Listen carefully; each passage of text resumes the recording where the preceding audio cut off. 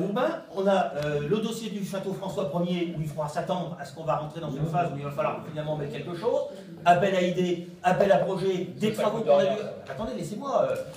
On a déjà dû intervenir sur des travaux curatifs sur la partie qui nous revient, sur la partie de la couverture. On a pris en compte la sécurisation du cheminement pour son gardiennage.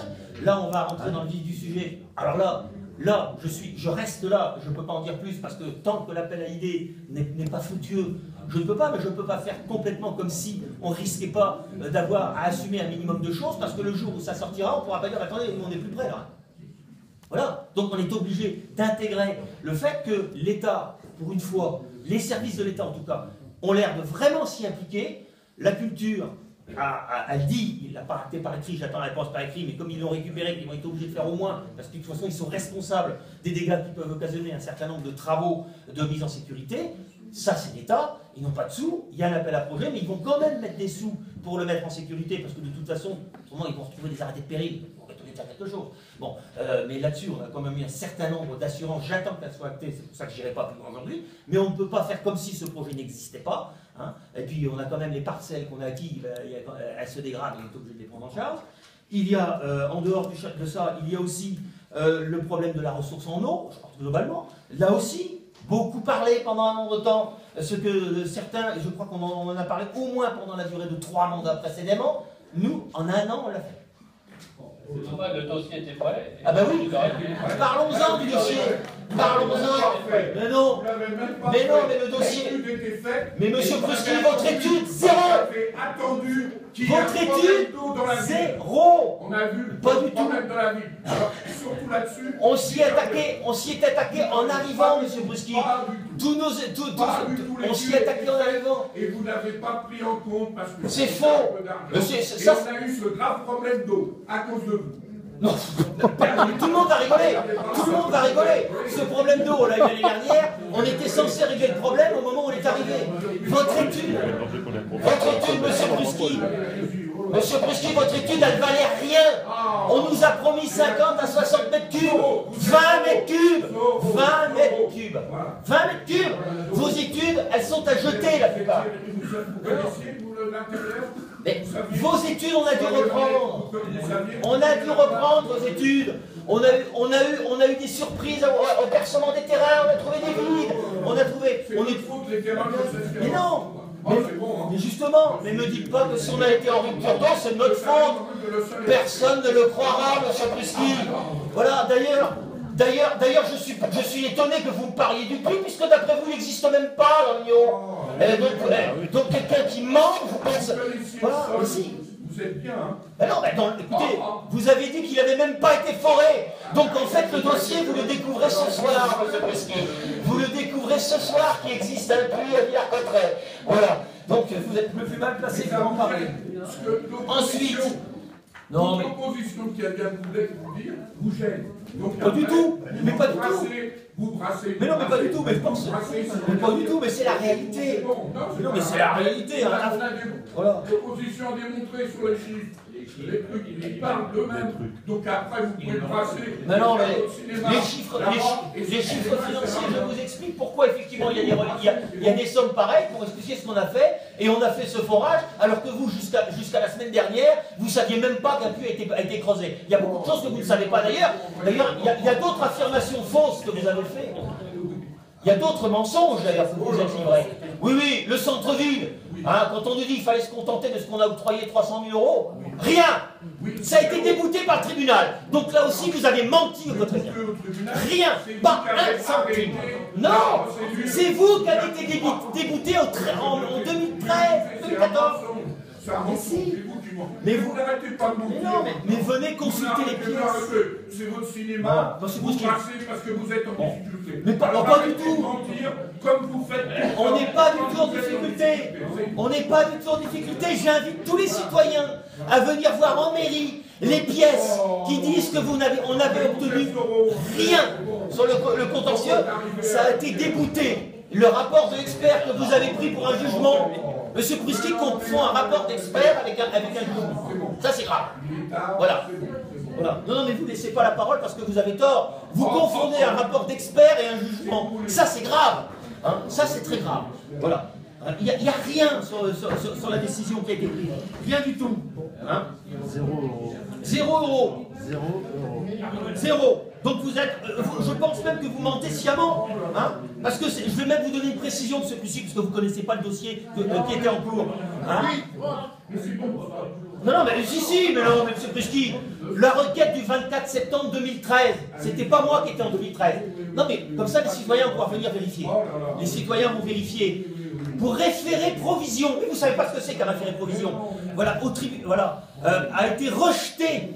Voilà, hein, au tribunal administratif d'Amiens. C'est-à-dire que vous n'avez rien obtenu, M. Prusky. Vous êtes un menteur. Je le dis. Allez-y, allez-y, allez-y, allez-y, allez. Je le répète, vous êtes un menteur. Allez-y, j'attends que ça.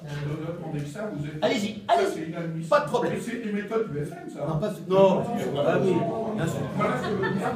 Vous êtes un menteur. Je le redis parce que je suis tellement sensible. Voilà, je le redis. Attaquez, M. Prusky, attaquez. Vous n'avez pas répondu sur ce qu'on vous a dit. Sur tous les problèmes. Les 500 000 où ils sont. Je vous réponds. Où ils sont. Les investissements. Vous êtes en difficulté, la meilleure défense c'est l'attaque. Vous êtes en difficulté. Monsieur Prusky, donc vous. 500 000, vous savez même pas lire un budget, alors vous ne pouvez pas lire un budget. Tout va bien. Vous êtes euros, tout va bien. Vous êtes présomptueux. Station d'épuration. La station d'épuration, M. Prusky, vous n'avez rien vu. La station d'épuration, c'est nous qui avons vu les désordres. Vous n'avez rien vu. On est dans un contentieux actuellement où les installations, ils sont à reprendre complètement. Là aussi, voilà, vous n'avez rien vu. Voilà.